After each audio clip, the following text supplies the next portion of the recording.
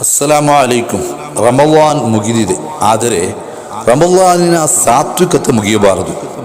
ಕೆಲವು ಉಪವಾಸ ನಮಾಜ್ಗಳನ್ನು ಮತ್ತೆ ಮುಂದುವರಿಸಬೇಕು. ಈದ್ ನಂತರದ 6 ದಿನ ಉಪವಾಸ ಆಚರಿಸಿದರೆ ವರ್ಷವಿಡೀ ಉಪವಾಸದ ಪುಣ್ಯ. ಉಪವಾಸ ಪಾಪಗಳನ್ನು ತಡೆಯುವ, ನರಕದಿಂದ ಬಹುದೂರ ಕಟ್ಟುವ ಪ್ರಬಲ ಸಾಧನ, ಆರೋಗ್ಯಕಾರಿ ಕೂಡ. ಪ್ರವಾದಿ ಸಲ್ಲಲ್ಲಾಹು ಅಲೈಹಿ ವಸಲ್ಲಂ ಪ್ರತ್ಯೇಕ ವಸಿಯತ್ತು ಮಾಡಿದ 3 ಸಂಗತಿಗಳಿವೆ. ತಿಂಗಳಿಗೆ 3 ದಿನವಾದರೂ ಉಪವಾಸ, ಕನಿಷ್ಠ 2 ರಕಾತ್ ಆದರೂ ದುಹಾ ನಮಾಜ್, ಮಲಗುವ ಮುನ್ನವಾದರೂ ಸರಿ 3 ರಕಾತ್ ವಿತರ್ ನಮಾಜ್. ಇವಿಷ್ಟನ್ನು ರೂಢಿ ಮಾಡೋಣ. ಕುರ್ಆನ್ ದಿನಕ್ಕೊಂದು ಜುಜು, ಸಾಧ್ಯವೇ ಇಲ್ಲವಾದರೆ ದಿನಕ್ಕೆ 3.5 ಪುಟದಂತೆ ಓದಿ 6 ತಿಂಗಳಿಗೊಂದಾದರೂ ಖತಮ್ ಮುಗಿಸುವ ಮೂಲಕ ಕುರ್ಆನ್ ಜೊತೆಗಿನ ಸಂಬಂಧ ಉಳಿಸೋಣ. ಪ್ರತಿ ಬೆಳಿಗ್ಗೆ ಮತ್ತು ಮುಸ್ಸಂಜೆ 11ರಂತೆ ಕುಲ್ ಹುವಲ್ಲಾಹು ಓದಿ ಸ್ವರ್ಗದಲ್ಲೊಂದು ಭವನವನ್ನು ಕಾದಿರಿಸೋಣ.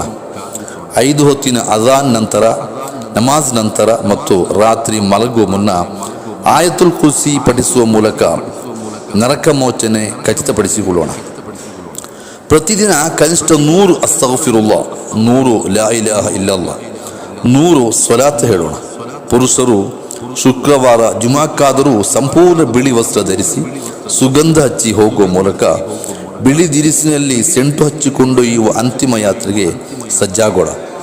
ಮೇಲೆ ಹೇಳಲಾದ 10 ಸಂಗತಿಗಳ ಜೊತೆ ಕಡ್ಡಾಯಗಳನ್ನು ತಪ್ಪಿಸದೆ ಗರಿಷ್ಠ ಸುನ್ನತ್ತುಗಳನ್ನು ರಮಲಾನೋತ್ತರ ಬದುಕಿಗೆ ಅಳವಡಿಸುವ ಮೂಲಕ ಮರಣೋತ್ತರ ಬದುಕಿಗೆ ಬಂಡವಾಳ ಹೂಡೋಣ. ಅಲ್ಲಾಹು ಭಾಗ್ಯ ಕೊಡಲಿ, ಆಮೀನ್. ರಮಲಾನ್ ಸಂದೇಶ ಆಡಿಯೋ ಸರಣಿಗೆ ಶುಭ ವಿದಾಯ. ಅಲ್ಲಾಹು ಸ್ವೀಕರಿಸಲಿ. ತಮ್ಮೆಲ್ಲರ ಪ್ರಾರ್ಥನೆ ಇರಲಿ. ಅಸ್ಸಲಾಮು ಅಲೈಕುಂ.